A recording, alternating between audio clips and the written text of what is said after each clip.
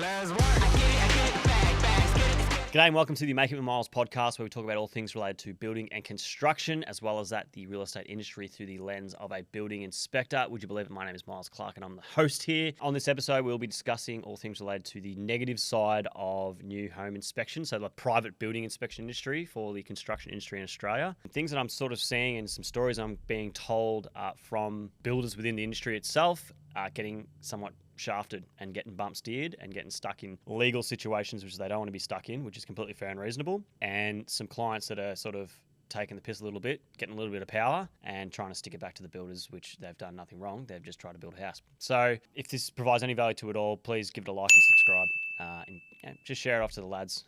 This is probably more so related to people within the building, within the industry itself. So within the building industry, and most likely probably building inspectors themselves. So I'm going to just talk about first the new home building inspection industry. So what's happening at the moment is there's a lot of private building inspectors inspecting homes at specific stages for their client to ensure the builder is actually building to a minimum standard. Love the idea, think it's great.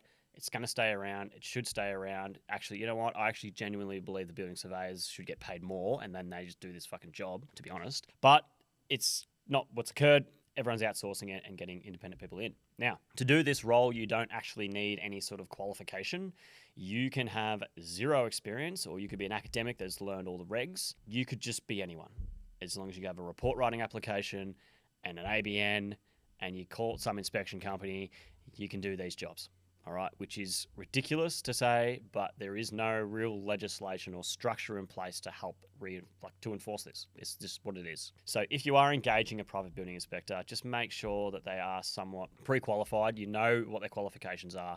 You know what their experience is. Call them up, have conversations with them, understand what the process is all about, what they are like as individuals. Some are hardcore, fucking to the book, 15th out. You're thrown in the bin. Some guys are a bit more realistic and fair and reasonable with some of their defects, and they're not, holding people by the throat saying you need to fix all these things. It's just a matter of like, this is from my perspective as the inspector. These are some of the defects. This is as to why it would be non-compliant. That's an obvious one, or why it doesn't meet specific tolerances. There's multiple stages that happen throughout the building inspection industry itself. Building surveyors don't really look into things like waterproofing and stuff like that. They don't go onto site and physically look at it to make sure it's compliant. They just rely on a piece of paper that says it's compliant, thumbs up, happy days. So what I'm finding is that I genuinely do like the idea of these private building inspections. So it does hold the builder accountable for building to a minimum standard. Great. Okay, I've done a couple myself. I don't usually do new home inspections, but I've done it for more or less mates. And I've been to site where the frame's been done and they're starting to, lock up the whole outside of the structure, and the structural steel bolts are fucking finger tight. All right, so that's an absolute joke as it is. I wasn't sure if it had been picked up by the building surveyor. I didn't get that access to that report, but it was some time had passed and they were already starting to, brick up the external structure and just start the whole process. So could have been already picked up by the site manager, but it wasn't anyway. So things like that really do piss me off, and I do believe that builders should be held accountable to ensure that they do build to a minimum standard. Like, it's not that hard, just meet the minimum standard. The good quality builders are punching out quality work that is fucking top tier to a 15th. If you need to meet the minimum standard of, like, especially when it comes down to like the standards and tolerances. So this is somewhat a guide of what the quality of the construction should be. So there's compliance and non-compliance on a lot of items, which is noted in the NCC and obviously building regulations and all these specific standards. But and then it also, to get to like what the finishes should look like, there's the guides to standards and tolerances, which is a somewhat best practice, or what they would say is the bare minimum you have to work to say that it is somewhat compliant. You've got slabs, for example. It's going to be over 2 meters. It can't be, I think it was 4 mil deviation. Walls, I think they're 4 mil out of plumb or 10 mil out of plumb or whatever it might be. In most circumstances in the construction industry, if you're a good quality tradesman, tolerances should be fucking naught. It should be schmicko. But it's not always the case. So sometimes it might rain, sometimes there might be issues on site, something happens, and you got to work within the tolerances that you're given. Some of the stories that I'm coming across at the moment, especially within this industry, is coming down to the final inspection. The final inspection from a buyer, say you're getting a new home built and you've got a contract of sale. The contract, not contract of sale, a building contract in place. The contract itself clearly states what the defects liability period is, the defects walk. So as a client, usually happens is you sign them up, they start the process, they build. Ideally, they know everything that's going on, so they build the whole scope as per the plan. Then you get to the final. They do their own defects walk to defect their trades, and then you come in as a client and then you defect it as well. Why, I assume, is obviously it's just because it comes down to your quality and what you hand over. Now, what people are doing now is they're engaging private building inspectors to come out and then write up these reports, which is the final inspection, so the PCI, the practical completion inspection. And there's been a couple of situations that I've come across where there's been a client has engaged a private inspector. The private inspector came out, writes up a report. It might be a 20-page, 30-page document. Don't get the pages mistaken. Most of it's probably a bit of T's and C's and a bit of bullshit, or it's a picture of the room, bedroom 1. And then it'll just be all sweet, So it doesn't matter how many pages, but it comes down to the idea that they're picking up all these defects now for the client on the client's behalf with a more stringent eye. Great, I'm all about it. Fantastic. All right. In some situations, this has led to a lot of issues arising on site because maybe maybe no one's straightened the frame good enough, and they've insulated the walls, a bit of insulation's gone the way, then they've plastered it and they've fucking painted it and they've done skirting, they've done flooring, they're completely finished. Then the inspector comes out, puts a level on the wall, and it's on the piss. It doesn't meet the guide to standards and tolerances. So therefore something needs to be done, it needs to be rectified. And that's in the report because it's got to meet some sort of standard. As well as that, there could be flashings that are instead of falling 3 degrees, they're falling 2 degrees. There might be a different screw that's installed externally where it should be a stainless screw rather than a zinc-coated screw or something along those lines. Or there are situations where there's just lots of tiny little bits of pieces that in reality probably could be let go. It's going to work fine, but it's not meeting some specific code. Now, I can see the argument there being, all right, well, it's meant to meet the code. That's the minimum code. Fucking put up with it. I completely understand that. It's just in some circumstances, I'm sure you can let some things go. Maybe you didn't put enough pop rivets in a flashing. You've put 5 in, and there was meant to be 6. That's the type of shit we're talking about. What happened is there was a inspection that was done on so the final was done, final payment. It hadn't been defected yet. Okay, so it hadn't been defected yet. A private inspector came in, did the defects list, gave it to the client. The client freaked out. They were like, "Oh my god, this whole house is so fucked." And the builder's like, "Well, just give me an opportunity. It's I haven't defected yet. I'll come back, fix all the defects, which is just more or less incomplete works, and then we can go through and finish the final." Then they got another inspector out. The client did.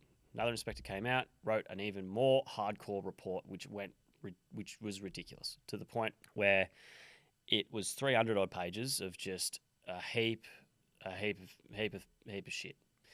Now, the issue then became, all right, it's caused this rift between the builder and the client, and it's caused it at the most difficult time in construction, which is the back end of a job. Okay, the reason why it's difficult the back end of a job is because maybe you've had to issue a couple of variations that weren't picked up, and the client's like, "I'm getting shafted here, I'm getting fucked over by the builder," and there's this, or maybe the builder didn't sort of communicate too well with the client in regards to a couple of finishes or what their expectations were or whatever it might be.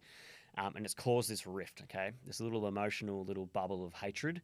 And because the internet and the news itself is full of builders and dodgy builders and everyone's just apparently shit in the construction industry, they run with that and they have this feeling that, all right, these inspection companies are going to really protect me and help me expose this horrible builder who's probably just a regular builder just doing his best and hasn't finished his scope of works. And what it's led to is led to a situation where they get taken to VCAT. Right, couldn't get through mediation with it. There was no, it could have been, we could just go to site and I can just fix all the issues. Fair and reasonable. Some, it's really pushing the limits a little bit. And some were just fucking fraudulently made up shit. It's just endless. It was as if the report was put together to create this scenario occurring, was the way in which it was put to me. And this is coming from someone that I know quite well and is trusted. So I couldn't believe it, to be honest. But that's what he was dealt with. In the end, he had to put up with the claim. It was cheaper for him, instead of going to fix all the defects, it was easier for him, because they claimed that to fix the defects was $200,000 worth of work. And it was a $500,000 project. $500,000 project, and apparently the defects were $200,000 worth of work. Because what they did, they just put like an hourly rate and a cost against each specific item within the sort of tribunal case to come up with that number. Obviously, you're not going to forfeit $200,000 to rectify something. He said that he did go out and rectify some of the defects and it was all good, but there was still dramas, still issues, and in the end, it was better to just sort of drop the case itself, take the L, because it would have been cheaper for him, instead of fighting it, and he would have won, to just call it and then submit the fucking final payment and then just walk away. Now, there was no suspension, there was no nothing like that, there was no loss of builder's license or anything of significant nature. It went through the whole process, but it was cheaper for him to just sort of do the Harold Holt than it was to fight the whole process itself, which is absolutely ridiculous. This has happened to other people as well. There's been another situation where there was another builder that had a similar problem. Inspection report came in, and then the client freaked out, took him straight to VCAT, thinking he was just an absolute, arsehole, and he was just going to destroy. Apparently, he was just corrupt or something. He went back, and he fixed the defects. It cost him $8,000 to fix the defects, and they had a budget in there for $70,000 to fix the defects. It cost him $8,000 in a couple of days with a team of people, because the clients had moved in, they took possession of the property, but those defects were still there lingering that had to be rectified. So he just got in, got out, got it sorted, just pushed it over. So that was a scenario that worked a bit better in his favour, because he closed out absolutely everything possible and there was no issue moving forward. So I'm very curious to see as what's going to happen moving forward, if this becomes a sort of ongoing trend and how we can mitigate it moving forward, because not all builders are shit. Not all builders are corrupt. Not all builders work to complete minimum standards. And in some situations, when it comes down to the value of the project, they could be a fucking top gun builder who can deliver some quality work, but they're given a budget because that's what they're working towards with the client. They're really doing the client a solid, trying to make the budget work for them, and then they've got to build to a minimum standard. And then when some things sort of fall through the gaps, or they have this client over here thinks, oh, because you work for me now, you have this expectation that you need to fucking go above and beyond, and everything's got to be best practice and everything's got to be absolutely schmicko. And this builder over here is just like, well, I'm just doing it, working to a budget. It's still compliant. Some of the finishes might not be what their expectations meet. And then when you have this biff, that's when these fucking dramas come to light. So I would love some feedback from anyone, especially with this issue in particular. If you've come across it before within your industry, whatever that may be, maybe you're a plasterer, maybe you're a tiler, maybe you're a chippy. I'd like to get some more feedback on this, because I want to really shed some light and get some clarity as to what these issues are.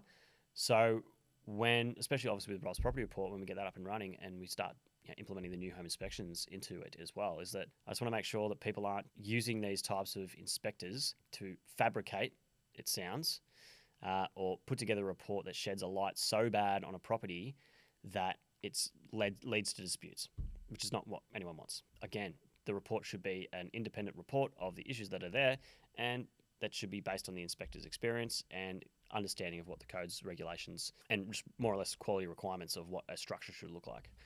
So yeah, love some feedback on that. If anyone has any comments or any sort of stories about that, give us a DM. I'd love to hear some more about it and sort of shed more light on it. And I'd even like to get a couple of these guests in here to have some conversations about it, to be honest. So we can really expose what's going on, shed some light on the good guys in the industry, because there are so fucking many of them, and figure out as to what things we can put in place to help mitigate these bad actors, really. So let us know what you reckon. Outside of that, have yourself a lovely afternoon, look after yourselves, and I will see you on the next one. Who bloody roo. Let's work.